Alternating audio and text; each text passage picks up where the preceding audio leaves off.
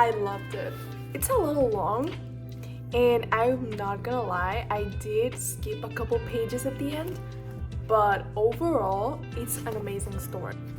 I've been working on sort of like an essay to organize my thoughts on this book. Basically, I made a questionnaire and a bunch of questions that I'm trying to answer about the actual plot of the book, how I felt about the book, what my favorite parts were, my favorite characters. So I am trying to little by little work that through, but I'm gonna start now with what I've already got. To summarize the plot, it's basically about this group of friends. They're all part of this class. They study the classics, and there's 5 of them before Richard, our main character, he joins the group.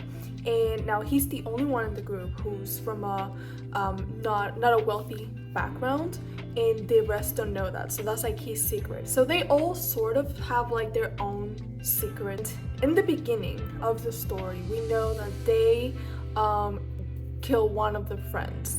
So the first part of the book is us getting into the point, like what got them to that. And then when they finally do it, then the rest of the book is like what happens after. How do they deal with the consequences of what happened? And honestly, I feel like that's the point where I personally lost a little bit of interest. Not because it gets boring or anything. It's just my excitement was just to see like what got them to do that. Okay, so let me start talking about my favorite character, which is Henry. And I believe he is the best part of the book, because even though the story itself is very interesting, I feel like it's having Henry be sort of like the leader of the group, which makes everything even crazier, because he has a lot of character flaws. Well, I gotta start by saying all of these characters are all very flawed. They're all not great people, and that's kind of the point of it. So you're not really supposed to see any of them as like a good person. But that being said, Henry was my favorite because he's just a really interesting and like captivating character. He's very narcissistic, and he really believes that he is above the law. He's very disconnected with like contemporary everything, society basically, to the point where like he didn't even know that man has been to the moon. So that kind of should tell you a lot about his character. Now, as the story progresses, he starts having conflict with this other character, Bunny, and that is where we start seeing what drives him and his group of friends to do what they did. Because Bunny, his character is he's the kind of character that you want to hate. See, he was very good. Well, he was very well written in that sense, because the moment you meet Bunny, you know you're not gonna like him. So he's like the kind of character that you want to hate him, but you want to know what's going on with him. You don't want him just gone. You want them to get rid of him, but you want him to be there because of the tea. You want to hear the gossip. You want to hear what's going on with Bunny. So anytime that Henry would be like, oh my god, Richard, let me tell you about what Bunny did, I was like, tell us. Because that's the point. But they used to be best friends before everything started going south. He even said that he does not feel like he needs to graduate. School is kind of optional for him because he's got money. He's got nothing to lose, and he's made it very clear. Back to Bunny, his character, even though he's like the hateable character, I feel like his character was also so good just because he was like the perfect antagonist, I would say, to Henry. Everything that made Henry go crazy was indirectly or directly linked to Bunny. And well, I guess not everything. Henry's pretty crazy. A lot of it has to do with Bunny. So he was a perfect character in that sense, to just bring out the worst of everybody so that we had something interesting to read. And I love a character that brings the worst in other people. One of his personality flaws is that he really believed himself to be really likable. He's like that person that goes into a group and starts joking with everybody and acting like we're all best friends, we've always been best friends, and starts poking at your insecurities and making you feel really bad about yourself as a joke because, you know, we're best friends, but like I barely know you. That's Bunny. And obviously that gets old very quickly. Even though obviously it's not that we condone any of the things these characters are doing and they're all bad people and everything, but you get to a point where you are like, oh my god guys, let's get rid of Bunny. Can we do it already? Can we do it? I'm becoming one of you. I want to join the group, I want to study Greek, and I want to get rid of Bunny. So now I have an opinion about Richard, the main character. I personally think he's the weakest character. Not that he's badly written or anything like that, but as I'm reading the story, he's honestly the one I am the least interested about, because everybody else has these secrets that you either don't know about yet, and it's like little by little we're trying to figure it out, or you already know them and they're actually interesting secrets. You know, like Henry as a whole, everything about Henry is just really interesting. Everything's crazy. Bunny is just so annoying, but in the sense that you just wanna, you need to know more. You wanna hate him, so you wanna know more about him so that you can hate him even more. And then Charles and Camilla, but individually they're also really interesting characters. I think overall Richard was the one that, even though he was our narrator, I feel like I wasn't really invested into like what he had going on in his personal time. Anytime Richard would talk about himself, I would just be like, okay, cool, but like, can you go hang out with Henry or something? Can you like go ask them what's going on? So we see it through Richard's perspective. We know as much as he knows, which is not a lot because he's the new one in the group. He's not really into all of the secrets yet. So it is pretty cool because you kind of feel like you're in the same position. You're also like trying to figure out what's going on just as he is. Like, can you like not talk about yourself? I don't really care. Can you like go to the others? I want to know their secrets, not yours. Thank you. It was just a really good story. I would say criticizing, well, what Dark Academia is supposed to be. It's just this group of elitist students. They're all rich, they're all powerful, and they all really believe to be above everybody else, above society and its laws, and they make it very clear with their through their actions.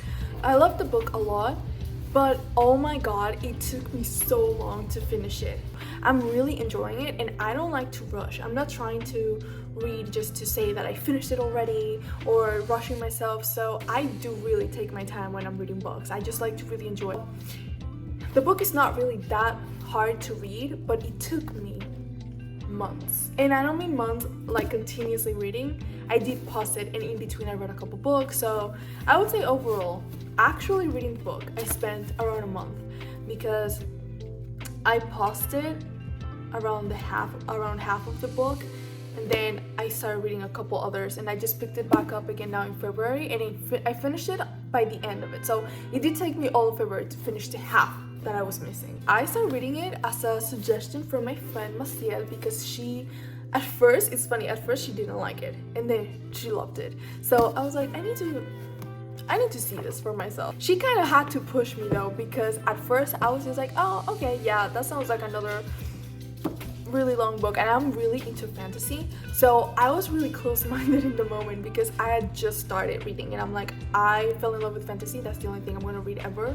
But she's kind of trying to push me out of my boundaries, and I'm so glad she did with this one because I really loved it. So yeah, I like to also, like I said, do sort of like these essays after I finish a book. It's mostly just as a hobby. I just enjoy doing it, but I thought I might share it after because I already have all of this information I wrote down, and I'm like, why not share it? It's like my version of book journaling, but of course I have to be extra because...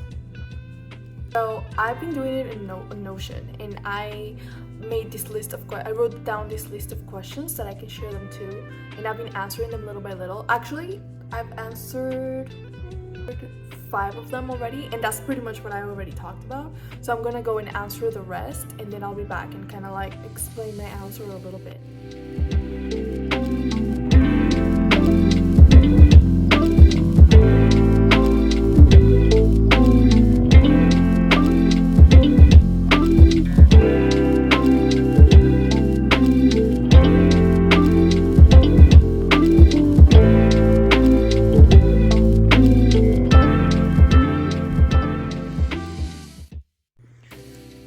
What are you doing here?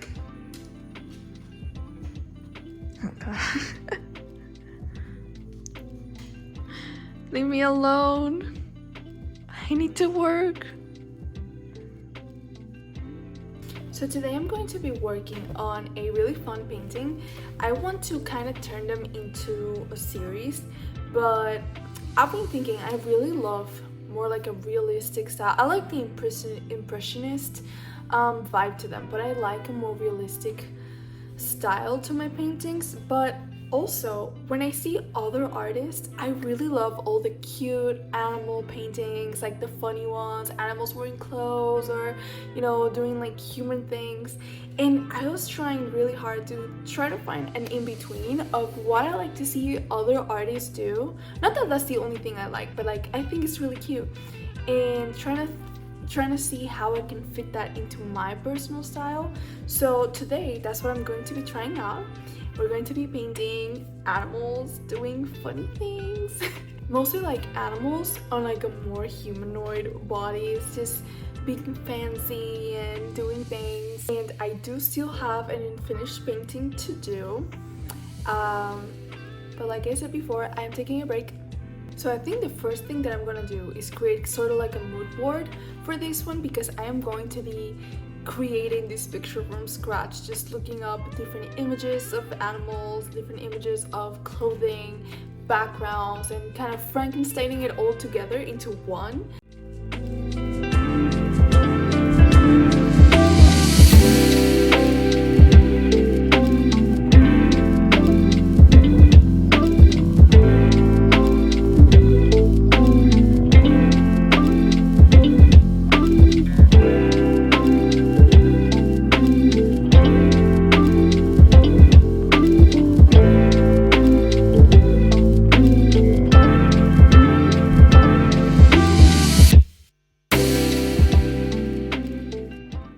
This is the little sketch, like the idea of what I want to paint on the canvas, and it's a really quick one, but she's gonna be a kitty.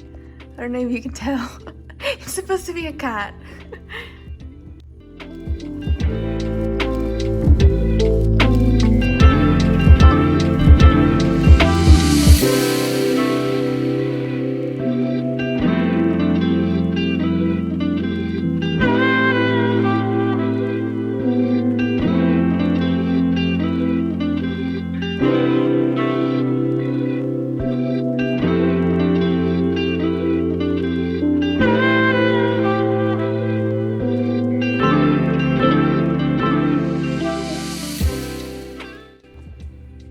Okay, so here's a little before.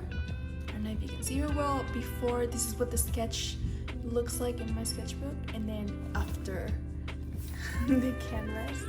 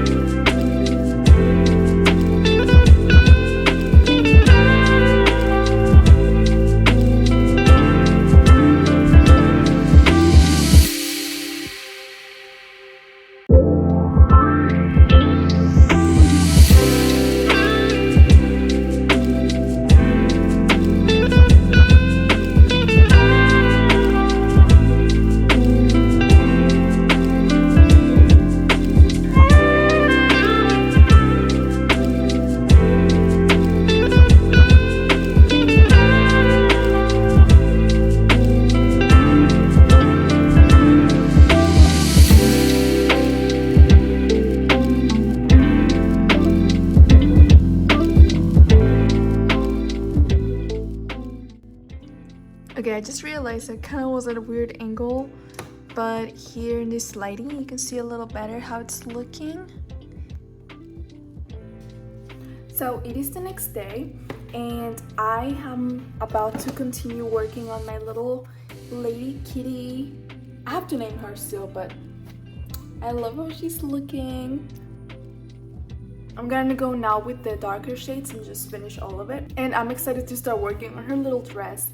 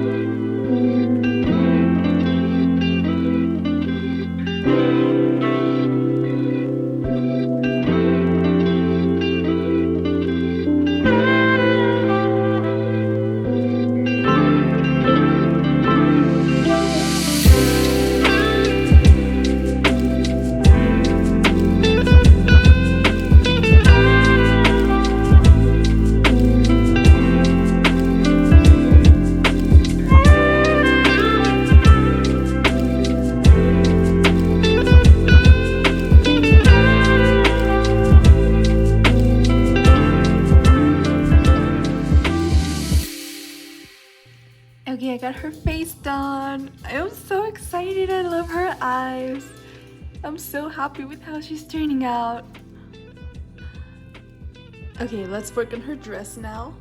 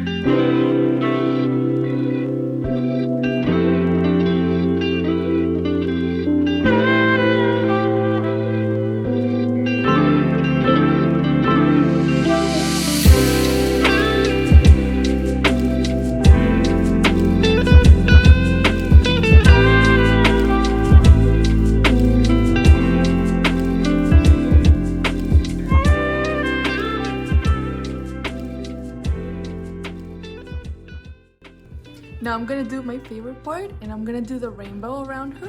So exciting.